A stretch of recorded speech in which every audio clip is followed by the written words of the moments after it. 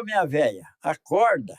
Hum. Tu não vai acreditar na surpresinha. E aí? Eu tô aqui sem cueca. Acredito sim, aí não tem nada mesmo. Nem precisa de sujar a cueca com essas coisinhas, não. Não, meu bombom, acho que tu não entendeu bem. Deixa eu te explicar melhor, minha vidinha. Eu quero a mala. Agora eu entendi melhor. Ih, pois faz o seguinte, a mala tá no guarda-roupa, pega ela e viaja pra casa do caralho. Minha vidinha, tenha calma. Eu só tô querendo mostrar que eu quero a Marte.